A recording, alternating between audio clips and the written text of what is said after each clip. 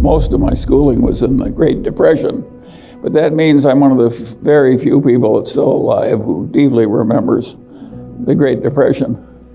And that's been very helpful to me. It was so extreme that people like you have just no idea what the hell it was like. It was really, there was just nobody had any money. The rich people didn't have any money. People would come and beg for a meal at the door, and we had a hobo jungle not very far from my grandfather's house. And I was safer in that hobo jungle in the depths of the 30s when people were starving practically than I am walking around my own neighborhood now in Los Angeles at night. The world has changed on that. You'd think the crime would be less, but crime was pretty low in those days. So at any rate, I had a very unusual bunch of experience to go through civilization in various phases, including the greatest recession. Well, I say it's one of the greatest recessions in 600 years in the English-speaking world. It was really something, and it was very interesting to watch, and also to watch it fixed. It was fixed by the accidental Keynesianism of World War II. Very interesting. And Hitler had fixed the Great Depression in Germany by the deliberate Keynesianism, but he wasn't doing it to stimulate the economy. He wanted to get even with all the people he hated, but he borrowed all this money and created all these armaments. And Hitler's Germany by 1939 was the strongest economic power in Europe, and nobody else was close. And you wouldn't understand that as well as I do if you hadn't lived through it. You just could see the place gaining traction. More and more and more and more, and pretty soon it was fixed. And in those days, there were all kinds of people, most of my family, they believed in hard money based on gold and not much welfare and so on and so on, so that I was raised among fairly backward people by modern standards. But they were backward in kind of a self-reliant way that I think was helpful. I've never regretted that I wasn't raised in a more liberal establishment. I had a liberal aunt. She was my mother's cousin, but she was the second lady dean at the University of Chicago. And she'd done her thesis on the conditions in the coal mines. And of course she was a screaming leftist. I would be a screaming leftist if I observed the way the coal miners of yesteryear were treated.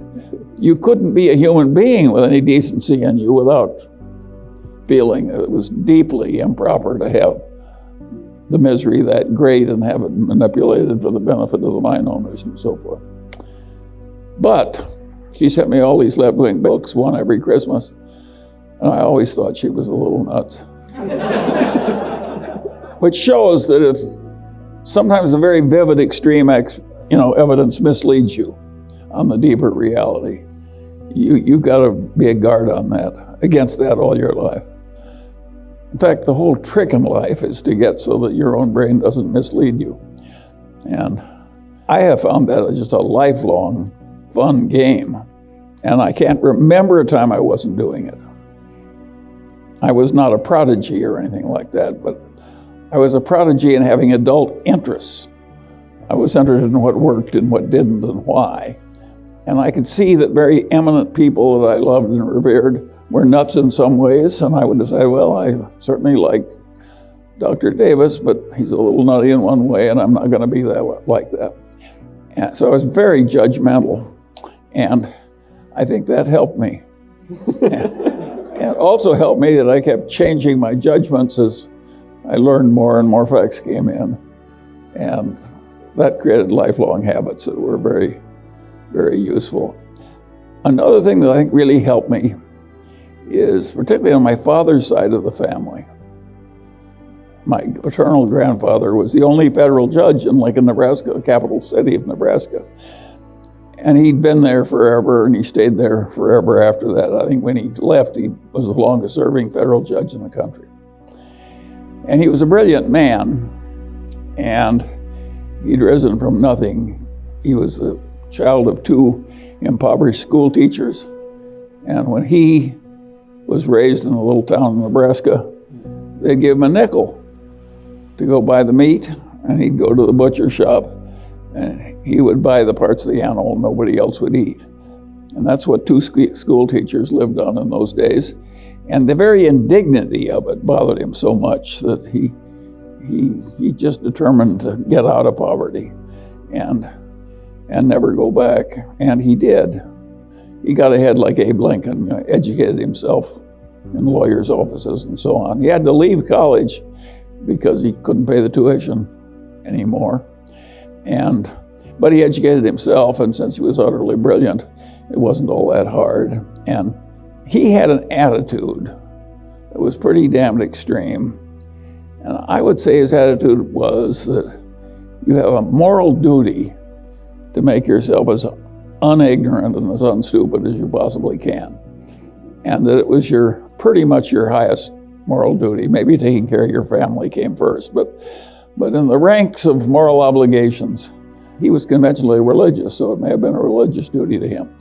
But he really believed that rationality was a moral duty, and he worked at it, and he scorned people who didn't do it.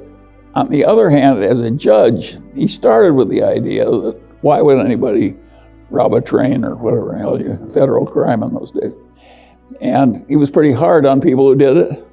And I noticed as he got to be older and older and older, he was willing to call a man a good man on easier terms than he started out with. And I think that was a correct development in my... By the way, when he relaxed a little, he was still pretty tough. But he did relax a little, which I thought was appropriate. But influenced by such people. And when the 30s came, one son-in-law was a musician, and of course he couldn't make a living. So my grandfather didn't have that much money, sent him to pharmacy school, carefully picking a profession that couldn't fail, and found him a bankrupt pharmacy to buy and loaned him the money, and my uncle was soon prosperous and remained prosperous the rest of his life. My other uncle had a bank in Stromsburg, Nebraska, but there were 968 people in Stromsburg, and there were 2 national banks. And the capitalization of my uncle's bank was $25,000. And of course, he was a lovely man, but he was an optimist, and a banker should not be an optimist. And when they closed the banks in 1933, the banking examiners came in and they said, you can't reopen. And it was the only business he had. Well, Judge Munger had always saved his money, and he had a lot of good first mortgages on homes occupied by teetotaling German butchers and people he'd carefully pitched. Of course, he never had a default. Houses were in the right neighborhood, the people were sober and hardworking. And so what my grandfather did is take a third of his good mortgages, which is all he had, and put them into the bank and took all the lousy assets out of the bank. So he saved 2 out of 3 of his children, and I thought it was a pretty good thing to do, and very shrewd the way he did it. And he actually got most of his money back 10 or 15 years later out of the lousy assets of the bank when World War II. And that was a good lesson. On the other side, my grandfather, on the other side, his main business had gone broke in 1922 with all the other wholesale dry goods houses. And what he did, his son-in-law, one of them, went broke, and he cut his house in half and moved that family in. And the other family, the guy was an honors graduate of the Harvard School of Architecture, and he was very prosperous in the 20s in Omaha and had a wonderful life. And in the 30s came, the total building permits in Omaha would sometimes be $25,000 a month. And that was for furnace repairs or something. There was just no work, none, zero. So he moved to California, and he lived for several years. And finally he got the County of Los Angeles to hire this great Harvard architect. And he got $108.08 a month after deductions. And they had him do drafting work, but they classified him as a laundryman to save money. And he could actually rent a house for $25 and feed himself and drive an old car. But he could live on $109 a month. Amazing how poor everybody was. And what happened to that grandfathers, along came the FHA, and they had a competitive civil service examination. And he was a very brilliant man. Of course, he was first in the exam, and that made him the chief architect for the FHA in Los Angeles, where he spent the rest of his life. But I watched all this family coping with all this difficulty. And I'll say this, it sounds awful, but they weren't all that unhappy. You can cope pretty well because you get used to it. That's a nice thing about the human condition. I mean, you get, to be my age, you got a lot of horrible things to get used to. It's just one new indignity all the time. A friend of mine says a good day when you're old is when you wake up in the morning and nothing new hurts. So at any rate, that's my experience in Omaha. But that background, all these people were educated and civilized and generous and decent, and a lot of them had good senses of humor. And it was a pretty damn good place to grow up in. And my memory is of being surrounded by a lot of very fine people. And I think the whole thing was privileged. I look at my background as absolutely privileged. I'm proud of being an Omaha boy. I sometimes use the old saying, they got the boy out of Omaha, but they never got Omaha out of the boy. And so that, all those old-fashioned values, family comes first, be in a position so you can help others when troubles come, prudent, sensible, moral duty to be reasonable, more important than anything else, more important than being rich, more important than being important. An absolute moral duty, because none of my intelligent relatives suffered terribly because they didn't advance higher. Right. Yeah, I mean, one of the things I'm fascinated by is, this was in the 20s and 30s, and the level of detail that you recall about their experiences and how that's shaping your experiences now. Well, I'm trying to give people a flavor of something that nobody else can remember. Yeah, you're a student of the people that you're experiencing. So you grow up in Omaha, Nebraska. You find yourself in Ann Arbor, Michigan. How does that happen? Very simple. I wanted to go to Stanford. And my father said to me, Charlie, I was the only son, two sisters. He says, I've got two daughters to educate right after you. I don't have unlimited money. He says, I will send you to Stanford if it really means a great deal to you. But I'd rather you pick a university in the Midwest much better than mine, which was the University of Nebraska. And that was obviously going to be Michigan. And what was I going to say? Well, screw you, send me to Stanford. Well, I didn't say that. I went to Michigan. I have never regretted that at all. When I was young, I could get an A in any mathematics course without doing any work at all. And so I always took math because it meant that I could literally, I never did any problem sets, I just did the math. And I should not get credit as some budding mathematician.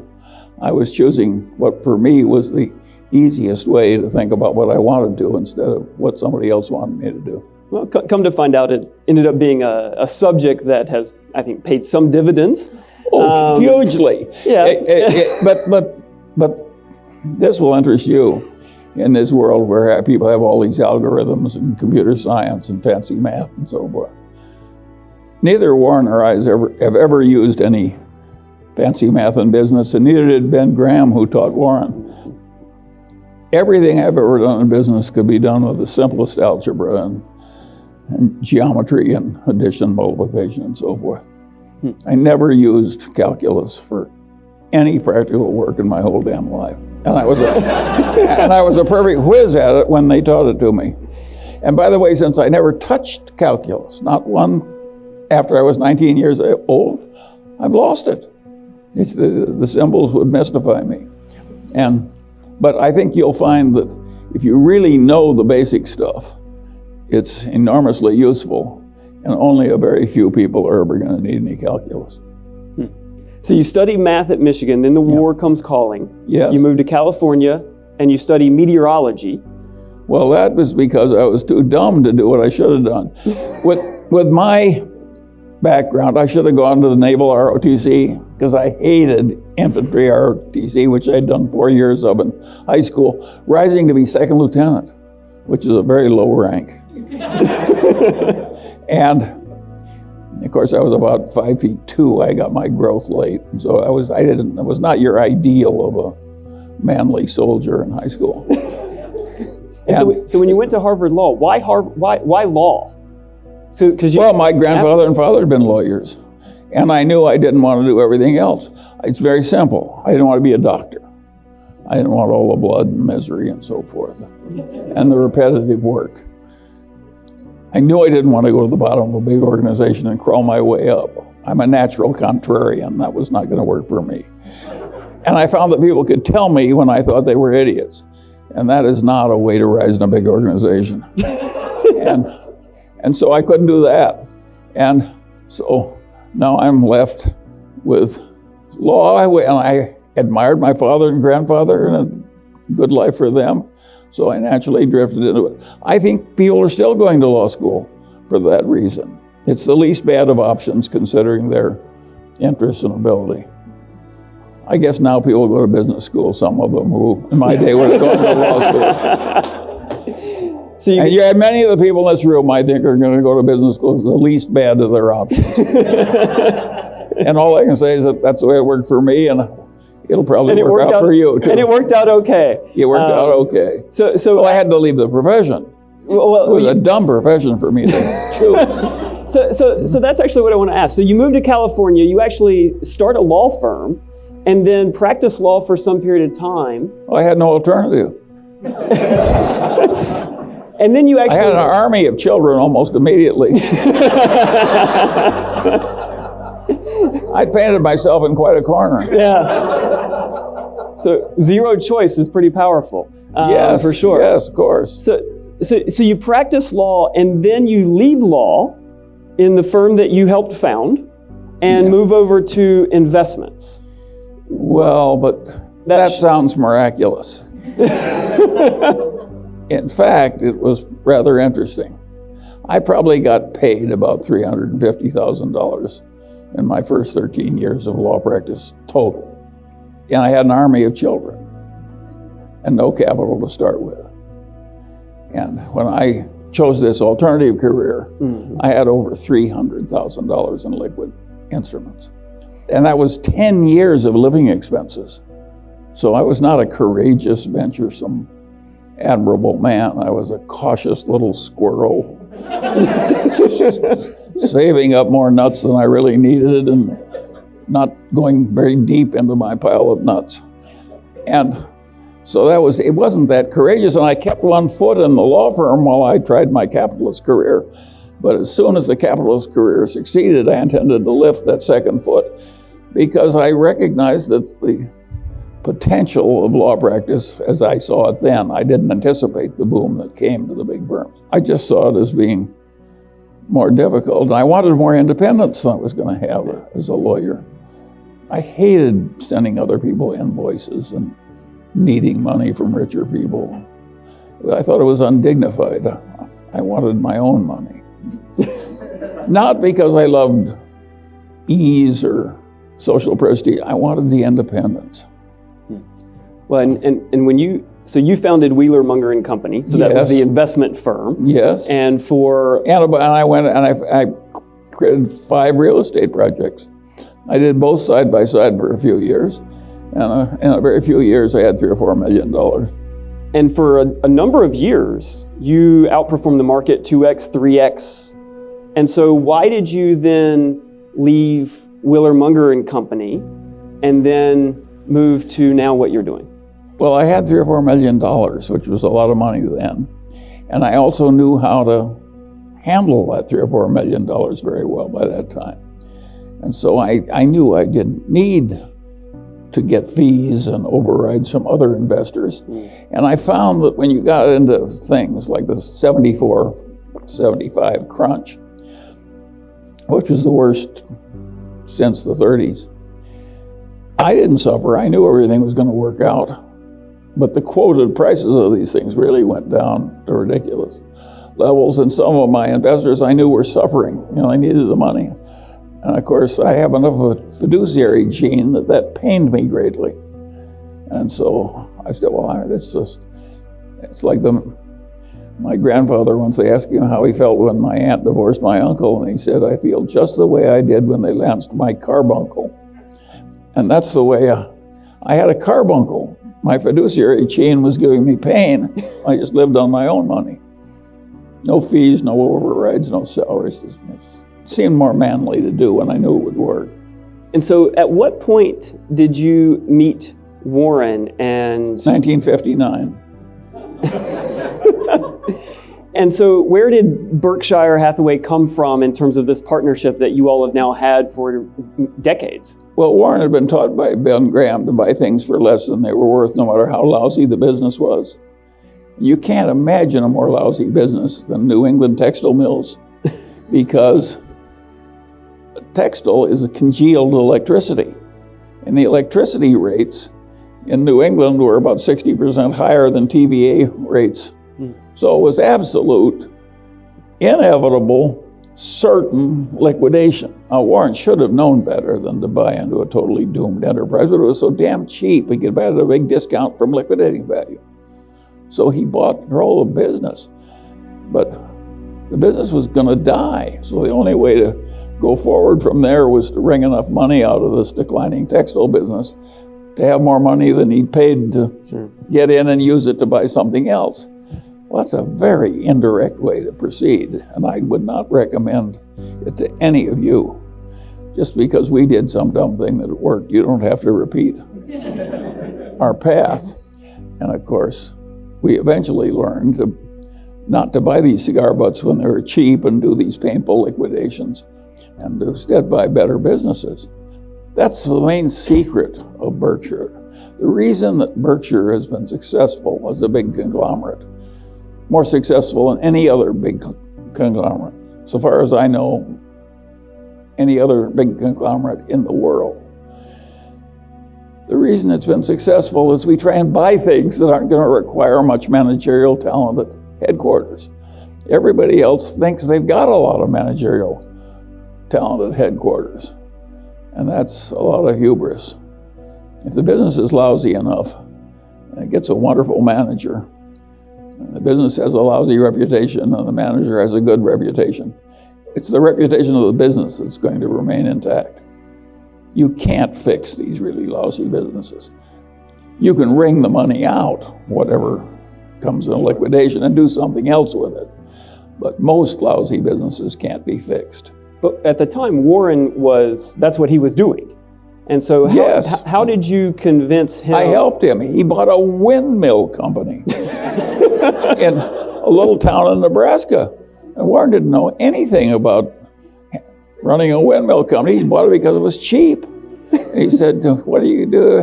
Why can't you fix my windmill company? Who can you get to help me? I said, I've got just the man for you.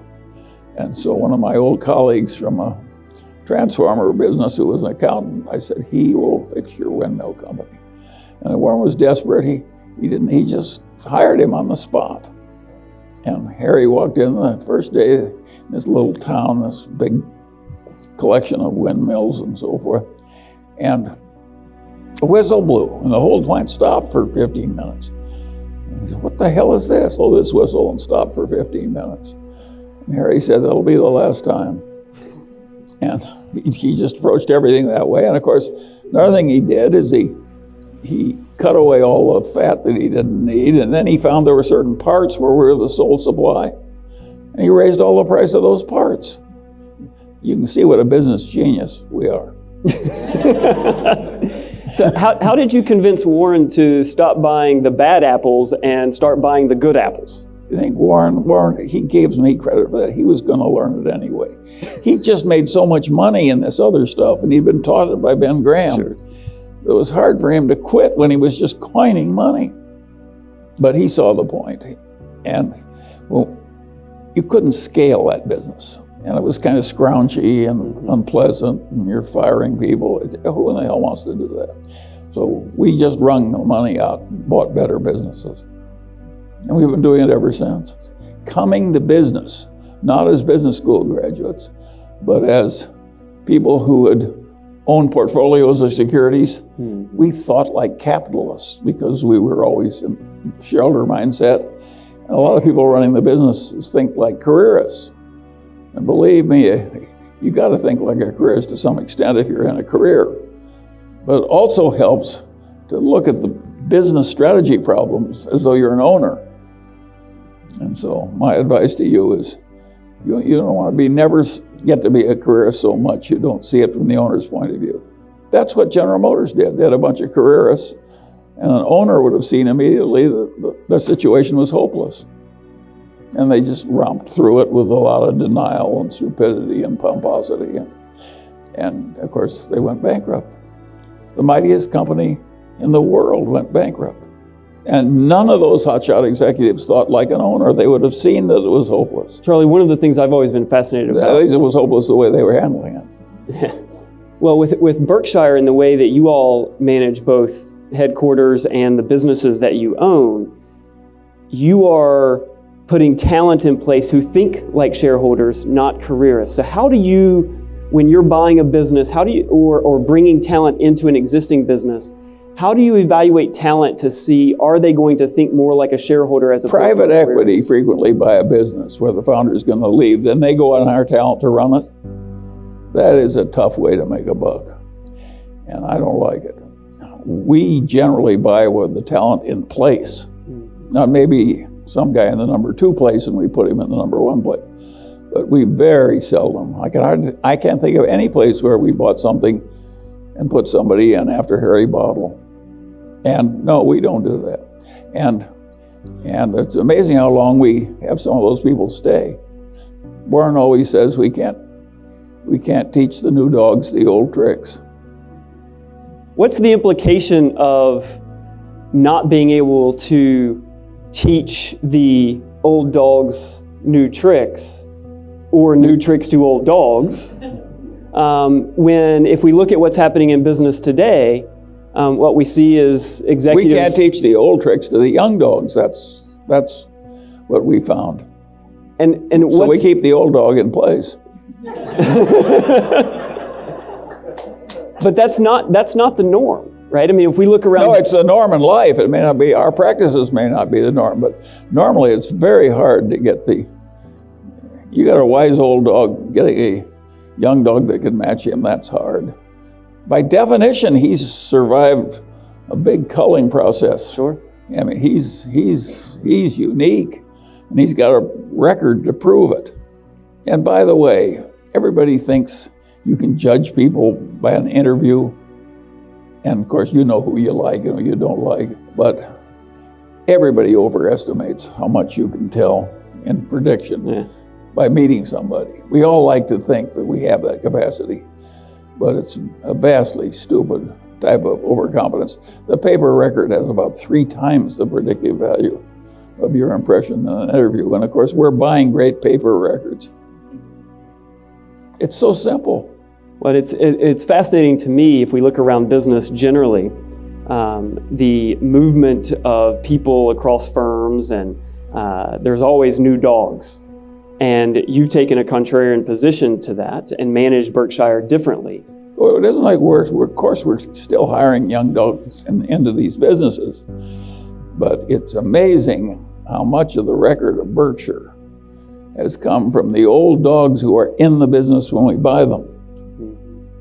You can't believe how good those people have been.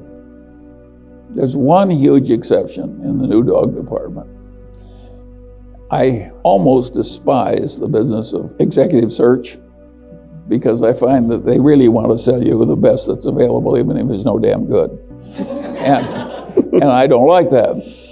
But the best single expense that Berkshire ever had is we paid an executive recruiting firm to find us Ajit Jain to come into our little tiny insurance operation.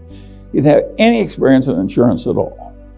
He was an honors graduate of the Maine Technical Institute of India. He was a very smart man. But he came in and created our whole it's the only big business we created from scratch. And Ajit did the whole damn thing. Of course, he talked with Warren every night. And so it was like father and son. Remember, this is a very Confucian company. But that was unbelievable. So we hired an executive recruiter. He brings us an Indian that has no experience at all in insurance. He talks with an old man every night, And it's now by far the biggest reinsurance business in the world. And it's been a gold mine. There's at least $60 billion in Berkshire of net worth that Ajit has created that we would not have created without him. Wow. And the value is way more than 60 billion. I mean, there's that much in extra just liquid net worth, but the value of the business is way more than 60 billion. So Charlie, I'm going to turn to a few questions from the audience as we start to wrap up. Probably half my questions here are about Bitcoin and cryptocurrency. Well, I can answer those very quickly. I think it's perfectly asinine to even pause to think about them. You know, it's one thing to think that gold has some marvelous store of value because man has no way of inventing more gold or getting it very easily. So it has the advantage of rarity. Believe me, man is capable of somehow creating more Bitcoin. They tell you they're not going to do it, but they mean they're not going to do it unless they want to. That's what they mean when they say they're not going to do it. Yeah. If they tell you there are rules and they can't do it, don't believe them. When there's enough incentive, bad things will happen. It's bad people, crazy bubble, bad idea, luring people into the concept of easy wealth without much insider work. That's the last thing on earth you should think about. If it worked, it would be bad for you because try and do it again. It's totally insane. And by the way, I've just laid out a wonderful life lesson for you.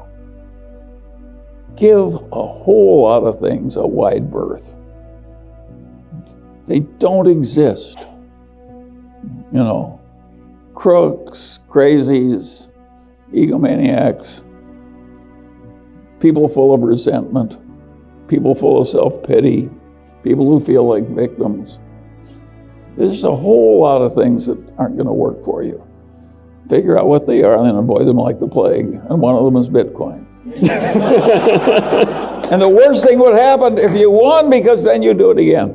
It's total insanity. And it's so easy to simplify life from just all these things are beneath you. Yeah. I don't even want to know, people are promoting Bitcoin, I don't want them to know my address. So Charlie, they're not my kind of people. Charlie, what I hear you saying is you're not going to be investing in Bitcoin. That's fair? I think you're fair. So let me move to a similarly maybe controversial topic. I don't know if you read the news recently, but there's a lot of tax policy conversation going on, both here in California and nationally as well. What's your thought on where this ends up in terms of the tax policy? I think we will get a tax bill.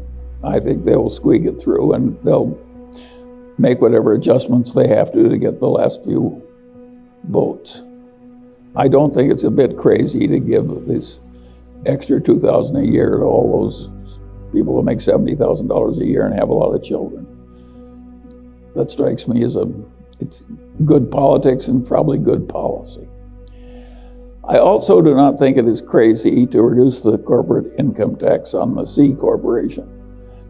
And if you look at the world, a lot of the places that have worked best, including Singapore and so forth, have that policy and may even have good macroeconomic consequences. And a lot of the people who are screaming about it and are so sure it won't work, they may not be right. It may actually work pretty well.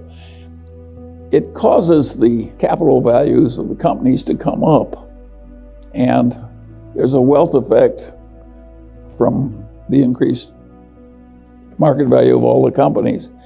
Everybody recognizes there's an effect, but some people say it's small and some people say it's going to be large. And I'll tell you what they all have in common, none of them know.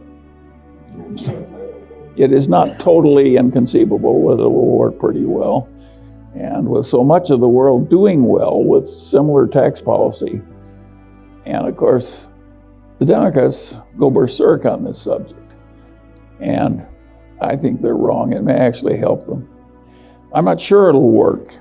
It may not, but it's not totally crazy. Well, it reminds me of a piece of advice that you've offered and given to me, which is, people often have a point of view, and the danger in having that point of view is you start to assume with certainty that you're right. Absolutely. Totally crazy. And I think what your point of view is you need to have a point of view. Here's a very important subject I've been thinking about all my life. You asked for my opinion. Yes. I don't really know how well it's going to work. I don't think anybody else does either. I think it'll work to some extent, but how much, I don't know. Is it unfair? Well, the corporations are by and large owned by a bunch of charitable endowments and by a bunch of pension plans. And the whole world is going into a world where they're trying to have the business interests of the companies support their huge pension obligations that get bigger all the time. China is trying to do exactly what the Republicans are. China wants to have the main businesses in China owned more by the pension plans and the stocks to do well. I don't think China's crazy to have that. I don't think the Republicans are crazy either. It could work pretty well. And it's not just some evil thing that people are cooking up. It's a disagreement between people. And both sides who have violent hatreds and contempt for the other side, they're wrong. It's a disagreement on policy that ought to be civilized. When I see Congress on my television set and the degree of hatred they have, utter contempt, I mean, really serious, way more than is usual. It's evil to hate that much. It's a mistake to hate that much. That much hatred will turn. It's always been true. As anger comes in, reason leaves. It's a truism. So do you want to adopt a political point of view where you're angry all the time? If you do, welcome to the house of misery. And pretty low worldly achievement to boot. Yeah. So if that's what you want, you just found out how to do it. Behave like those people you see on television. Well, the other thing that's in both parties, by the way. Yeah. The other thing that's true, going back to one of your earlier comments, is the difference between a careerist mindset and a service or shareholder mindset, where in politics we have the emergence of a careerist mindset that is shaping how people behave because they're trying to survive. Not only that, they have a group think. Just as the Moonies go crazy because they hang around together, so do our politicians. Yeah. And do you want to go crazy? Is that what your ambition in life? You start with some advantage. Just make yourself a violently believing politician on either side. You'll turn your brain into cabbage. You only got one brain. Why would you want to turn it into cabbage? So Charlie, I've got a question here. What's the new amazing technology that you're most excited about? Well, I tend to get not to get very excited about. I think that technology changes the world, and that reminds me of a thing. If I ask you what was the worst single mistake in the work of Adam Smith, I know I'd get I don't see everybody, big eyes lighting up. The biggest mistake in the work of Adam Smith, he was totally right about markets and so on, and the advantages of trade, division of labor, and so forth. What he missed was how much the steady advance of technology would advance wealth and standards of living. He, in the 1700s, was living not too much differently from the way they lived in the Roman Empire, and he just missed it. And there, in fact, had been huge improvements in technology, but he just missed it. He wasn't very technically minded, and it was really stupid. And now I'll ask you a harder question. What was the worst mistake David Ricardo made? I'll bet the dean can't answer this question. I'm not going to ask you to try. I'll tell you the answer. David Ricardo he got the first order consequences of trade perfectly right. And it was not an obvious insight, and it was a great achievement, but he didn't think about the second order consequences. He wasn't mathematical enough to see, and he wasn't mathematical to think what would happen when one country had way higher living standards than another. And he, like Adam Smith, he missed. And the main issue in a place like the United States, if you have an advanced nation and some other nation which is numerous, but the people, if anything, are better on average than yours in terms of their innate quality, which I think is roughly true of China. And they're in poverty, they're living in caves, and they're caught in a Malthusian trap, and you got an advanced economy, and you suddenly go into free trade. What is going to happen is, Ricardo proved it, both sides are going to live better, right? But the people here that are assimilating all the great economies of the world in China, they're going to go up way faster. So you go up 2% a year and they go up 12. And pretty soon they're the dominant nation in the world and you aren't. Well, are you really better off? Well, the answer is no. And Ricardo never figured out any of that stuff. So I'm telling you that so that you can fix your inadequate knowledge of Ricardo. But one of the interesting problems of that is you can't understand Ricardo properly in thinking about the United States vis-a-vis free trade with China without thinking about the tragedy of the commons. Because if we had the only nation in the world, except for China, we could say we won't trade with them, we'll just leave them in their damned agricultural poverty and we'll just, and we could probably have done that. But the whole rest of the world will trade with, they're gonna rise anyway. So we don't have any power to hold back the rise of China by not trading with them. So we had to do what we did. And once you do that, now they're going to be a greater power than we are. And the two of us are going to be big enough so we can accomplish pretty nearly anything we both want to do. So we have to be friendly with China. So you can imagine how I like Donald Trump complaining about the Chinese. It's really stupid. It's a compulsory friendship. You'd be out of your mind to do anything else. Why wouldn't you want to have an intimate, friendly relationship with the biggest other power in the whole damn world? Particularly when they got a bunch of atom bombs. It's just nutty. We have no alternative but to do this. And when that happens, you're going to get a certain amount of misery at the people who are competing with the Chinese as they rise from poverty, with trade and so forth. That was inevitable. It's not the fault of a bunch of evil Republicans who don't love the poor.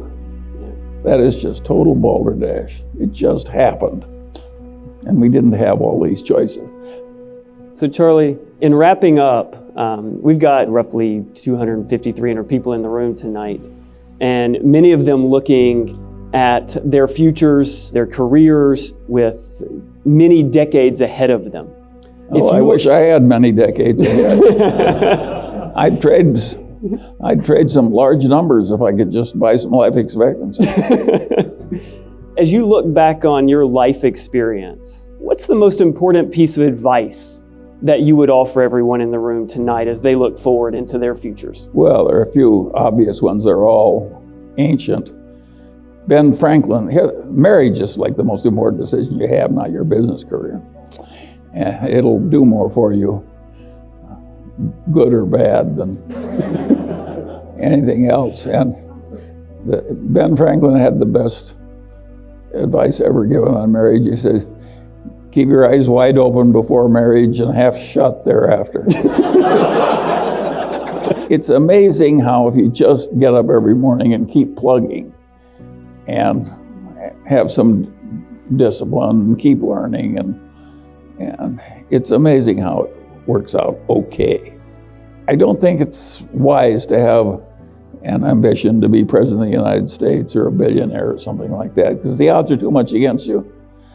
Much better to aim low. I did not intend to get rich. I wanted to get independent. I just overshot. And, and by the way, while you're clapping, some of the overshooting was accidental. There's you can be very deserving and very intelligent and very disciplined, but there's also a factor of luck that comes into this thing. And the people who get the outcomes that seem extraordinary, they're the people who have discipline and intelligence and good virtue, plus a hell of a lot of luck. Why wouldn't the world work like that? So you shouldn't give credit for the unusual. a lot of the people, a friend of mine said about a colleague of his in his fraternity, he says, old George was a duck sitting on a pond and they raised the level of the pond. There are a lot of people that just luck into the right place and rise, and there are a lot of very eminent people who have many advantages, and they've got one little flaw or one bit of bad luck, and they're mired in misery all their lives. But that makes it interesting to have all this variation.